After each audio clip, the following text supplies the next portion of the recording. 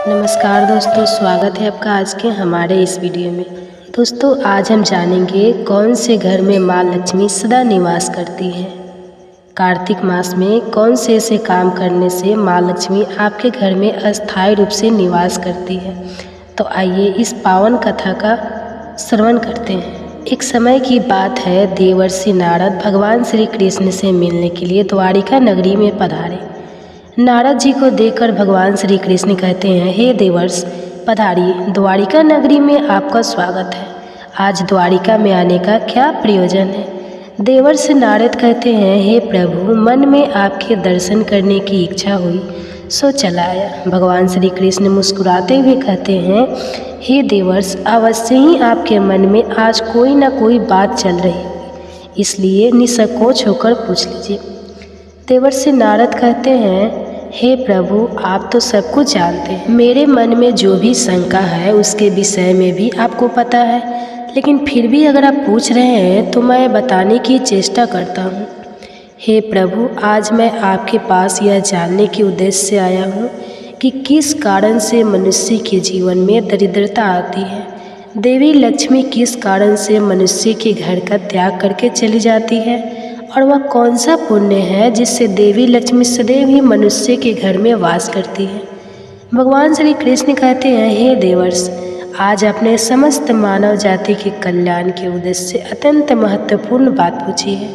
देवी लक्ष्मी के कारण ही मनुष्य के घर में सुख समृद्धि का वास होता है, और जब देवी लक्ष्मी घर का त्याग करके चली जाती है तो उस घर में दरिद्रता का ही वास होता है। इस विषय में एक प्राचीन कथा कही गई है जो मैं आपको सुनाता हूँ। जो भी मनुष्य इस कथा का श्रवण करता है उसके घर में देवी लक्ष्मी के साथ समस्त पुण्य निवास करते हैं। इसलिए आप इस कथा का श्रवण कीजिए और इसका तीनों लोकों में प्रचार कीजिए। देवर्षि नारद कहते हैं, हे प्रभु, कृपा आप मुझे वह कथा सुनाइए। आपके मुख से इस कथा को सुनना मेरा सौभाग्य है। मैं इस कथा को पूरा सुनूंगा और इसका प्रचार तीनों लोकों में करूंगा। भगवान श्री कृष्ण कहते हैं, हे देवर्षि, जो मनुष्य सत्य का साथ देता है ईश्वर उसका साथ नहीं छोड़ते हैं। आज मैं आपको महाराज हर्षवर्धन की कथा सुनाता हूँ, जिन्होंने देवी लक्ष्मी का त्याग करके दरिद्रता को ग्रहण कर लिया था। त्रेता युग की बात है। भारतवर्ष में सत्यवादी धर्मात्मा राजा हर्षवर्धन राज्य करते थे। उनका राज्य कुंतल प्रदेश पर था।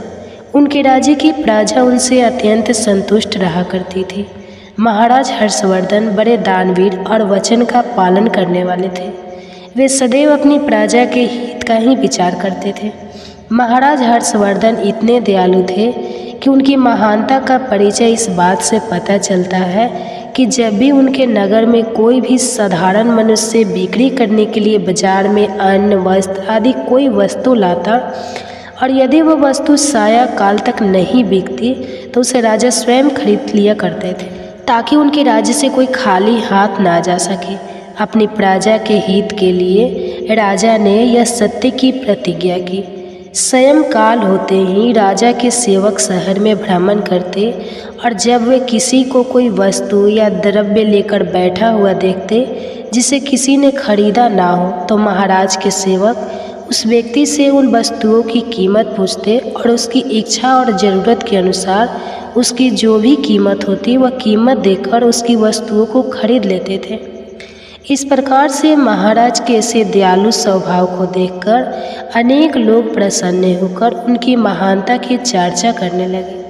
महाराज हर्षवर्धन की कीर्ति तीनों लोकों में होने लगी। देवता भी उनकी प्रशंसा करने लगे। जब यह बात धर्मराज को पता चली तो एक दिन स्वयं धर्मराज ने ही महाराज हर्षवर्धन की परीक्षा लेने की सोची।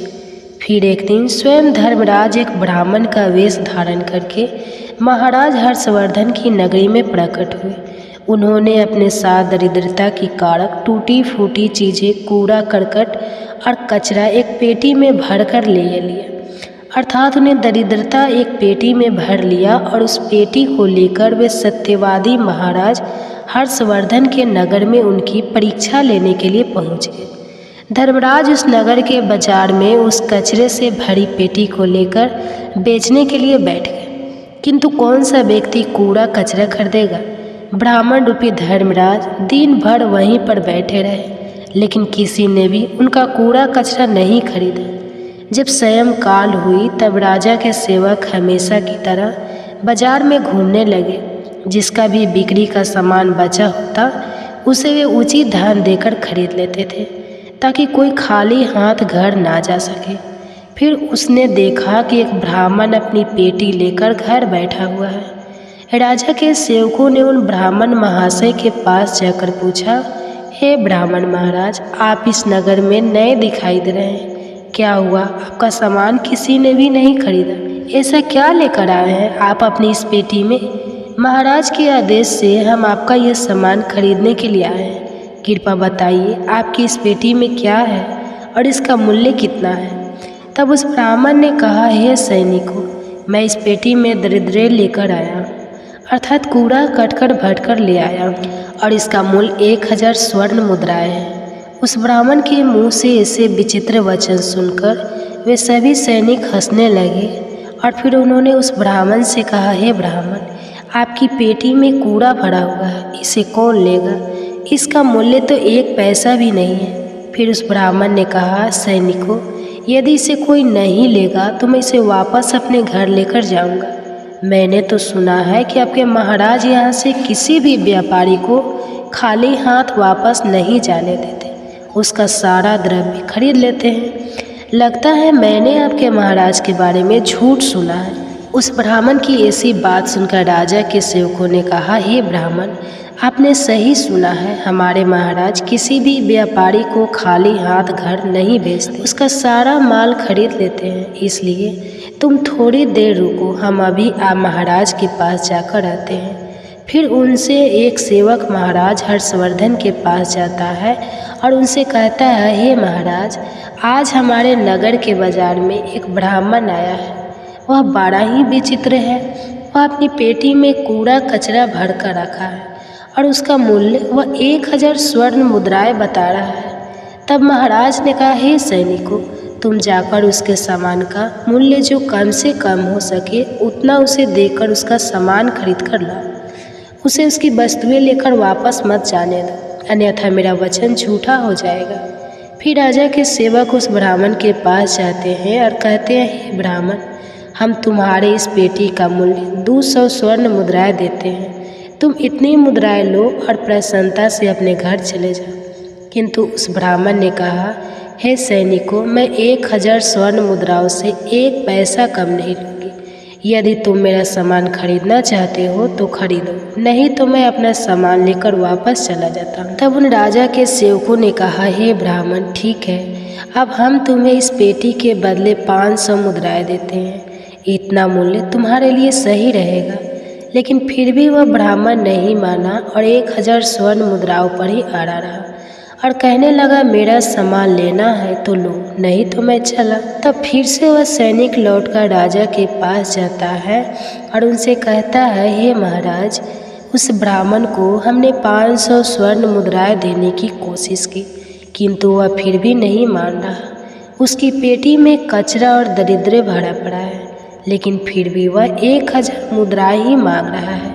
हे महाराज, आपको उसका कचरा 1000 मुद्राओं में नहीं खरीदना चाहिए। महाराज हर्षवर्धन कहते हैं, सैनिकों, यह मेरे सत्य की प्रतिज्ञा है। मैं किसी भी व्यक्ति को अपने राज्य से खाली हाथ जाने नहीं दे सकता। हम सत्य का त्याग कभी नहीं करेंगे। इसलिए तुम लोग जाओ और वह ब्राह्मण जो कीमत कह रहा है उससे उसकी वस्तुओं को खरीद कर लेकर आओ, इसमें संकोच मत करो। फिर वह सिपाही ब्राह्मण के पास लौट कर आ गए। उन्होंने उस ब्राह्मण को 1000 स्वर्ण मुद्राएं दी और उसकी दरिद्र से भरी हुई पेटी ले ली।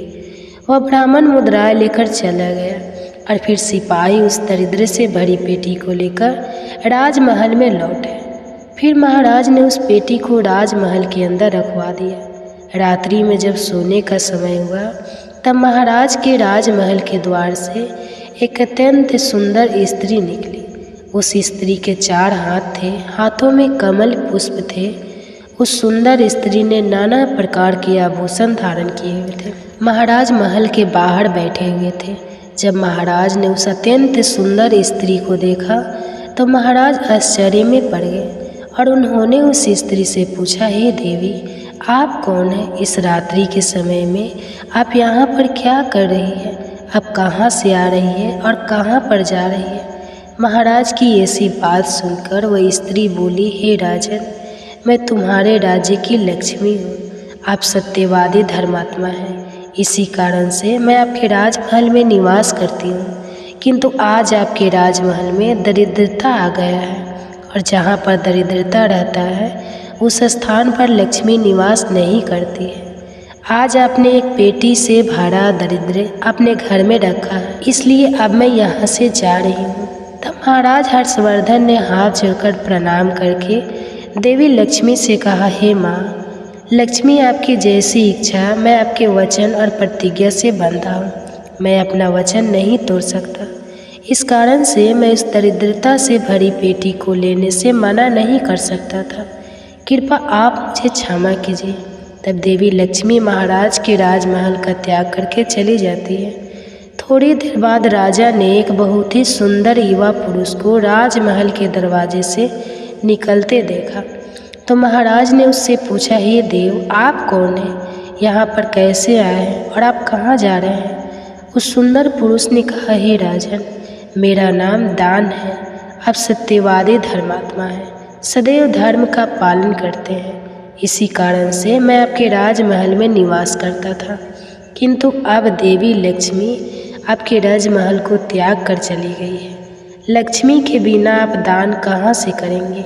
इसलिए मैं भी अब आपको छोड़कर जा रहा हूँ। तब महाराज हर्षवर्धन बोले, हे देव, ठीक है, जैसी आपकी इच्छा आप भी जा सकते हैं, किंतु मैं अपने वचन को तोड़ नहीं सकता। फिर वह दान भी महाराज को छोड़कर चला जाता है। उसके बाद अन्य एक सुंदर पुरुष राजमहल से निकलता हुआ दिखाई पड़ा।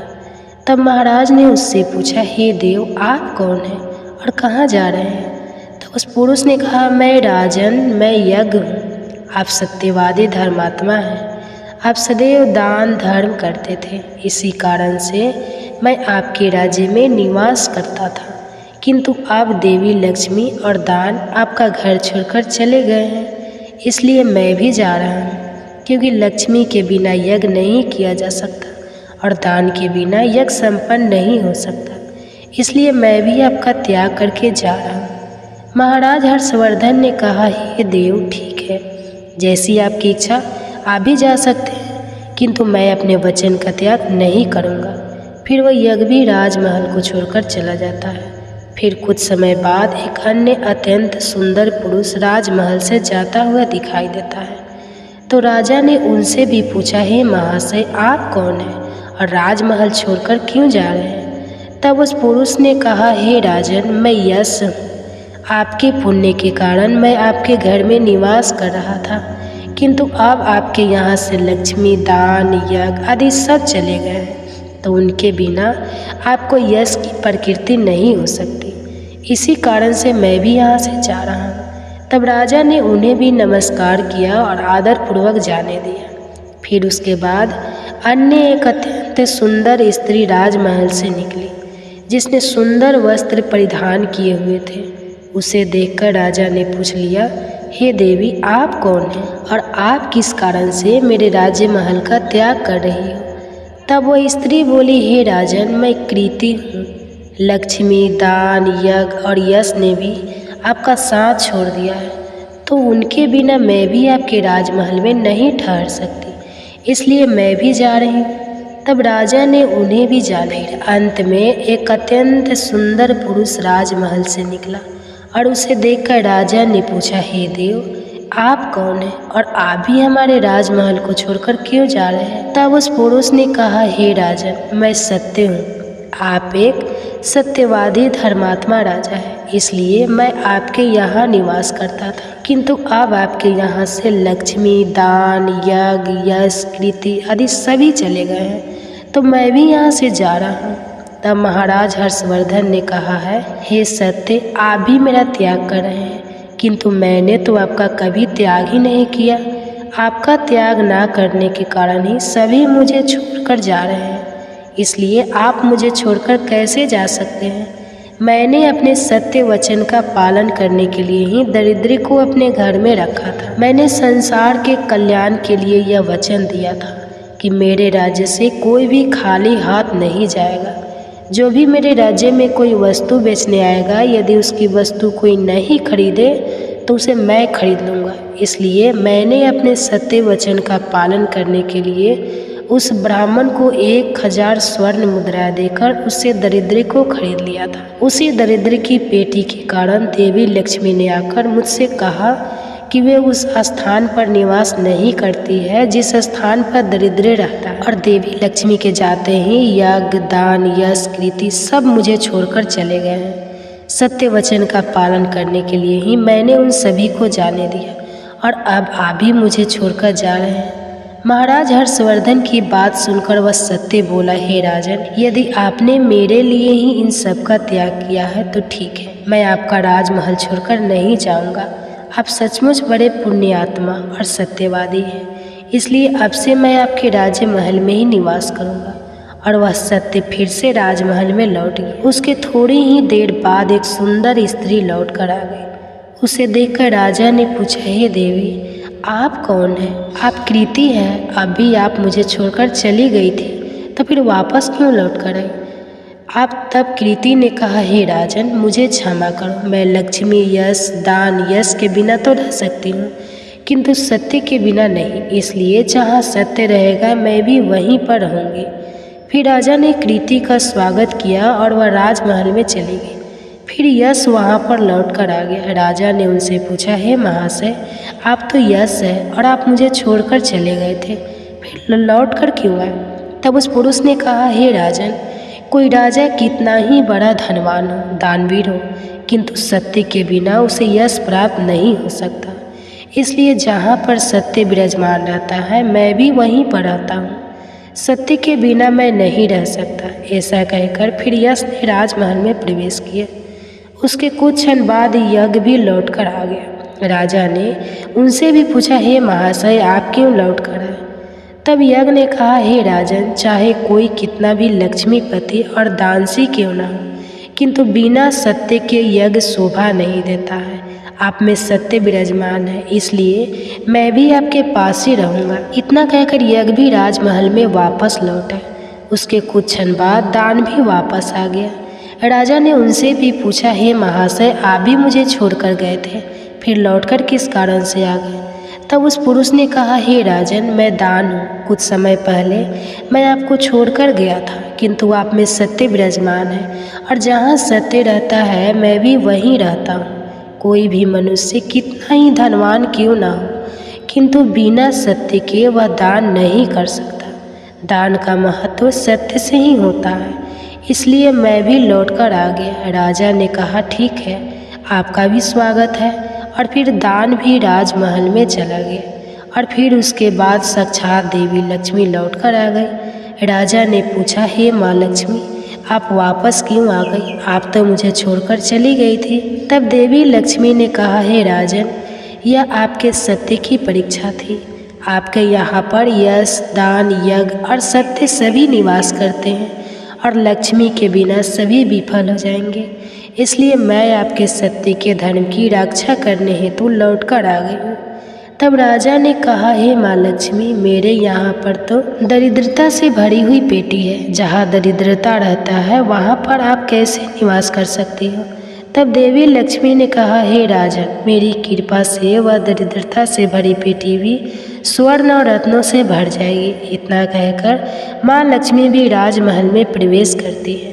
माँ लक्ष्मी के प्रवेश करते ही वह पेटी में भरा पड़ा काड़ा कचरा रत्न और स्वर्ण के आभूषण में बदल गया। इसके कुछ समय के पश्चात स्वयं धर्मराज ब्राह्मण के रूप में राजमहल में आ गए। तब राजा ने उनसे पूछा कि हे विप्र, आप कौन हो? आपने तो मेरा त्याग नहीं किया था, फिर आप यहाँ पर कैसे आ गए? तब उस ब्राह्मण ने कहा, हे राजन, मैं साक्षात धर्म हूँ। मैं ही ब्राह्मण का रूप धारण करके आया था और मैंने ही 1000 स्वर्ण मुद्राओं के बदले तुम्हें दरिद्र दिया था, किंतु तुमने अपने सत्य के बल से मुझे जीत लिया है। इसलिए अब मैं तुम्हें वरदान देने के लिए आया हूँ। बताओ, मैं तुम्हें कौन सा वरदान करूँ? इतना कहकर धर्मराज ने अपना मूल स्वरूप धारण किया। तब राजा हर्षवर्धन ने कहा, हे धर्मराज, आपके दर्शन करके मैं धन्य हो गया। कृपा आप अपनी कृपा सदैव मुझ पर बनाए रखें, मुझे और कुछ नहीं चाहिए। फिर धर्मराज ने राजा को आशीर्वाद दिया और उस स्थान से अंतर ध्यान हो गए। भगवान श्री कृष्ण कहते हैं, हे देवर्षि नारद, इस प्रकार से अपने सत्य धर्म के कारण ही महाराज ने सभी पर विजय प्राप्त की थी। इसलिए मनुष्य को कभी भी सत्य का अनादर नहीं करना चाहिए, हमेशा सत्य का पालन करना चाहिए। जो सत्य की राह पर चलता है उसके पास लक्ष्मी, दान, यज्ञ, यश, कृति सदैव निवास करती है। तो प्रिय श्रोताओं, इस प्रकार से भगवान श्री कृष्ण ने नारद जी को अत्यंत महत्वपूर्ण ज्ञान दिया है। आपको यह कथा कैसी लगी कमेंट्स करके अवश्य बताएं। अगर जानकारी अच्छी लगी हो तो वीडियो को लाइक ज़रूर करें और कमेंट्स में जय श्री कृष्णा और जय माँ लक्ष्मी जरूर लिखें। साथ ही चैनल को सब्सक्राइब करें। आप सभी का धन्यवाद।